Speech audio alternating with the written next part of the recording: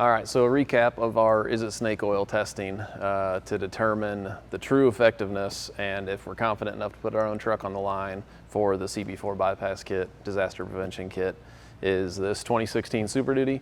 It's our own truck. We took it apart, introduced a failure on the CB4 to simulate what happens in the field sometimes when these pumps fail, which generates a lot of metal, a lot of catastrophic damage. So check out the part 1 and 2 video that showed a little more details about that, why we were doing it, how it works, and the results of some of that.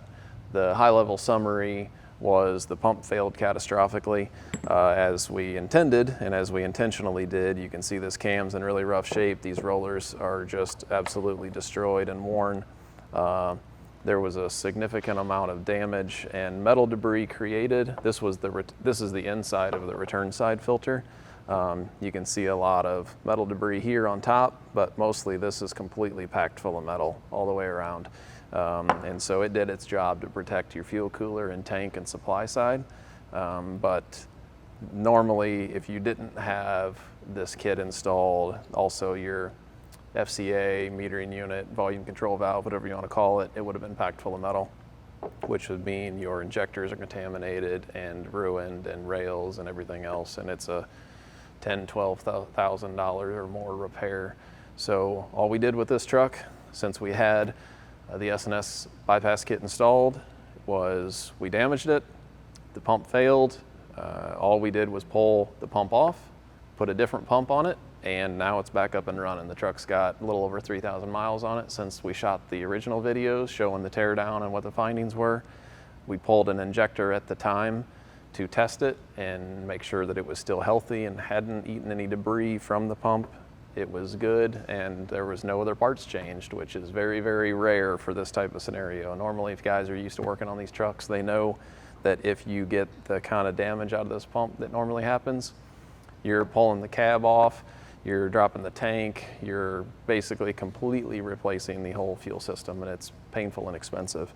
So the kit did what we intended for it to do. It proved its worth. One thing to highlight here is this filter. We went from the Gen 2 to Gen 2.1. We went from a plastic filter with a clear bowl, but we went to this spin-on. This has got better temp capability. It's more readily available. And what you can do though still is you can spin this filter off easily and inspect this filter to see if you think you've got any kind of debris or any kind of failure or damage or fuel contamination issues.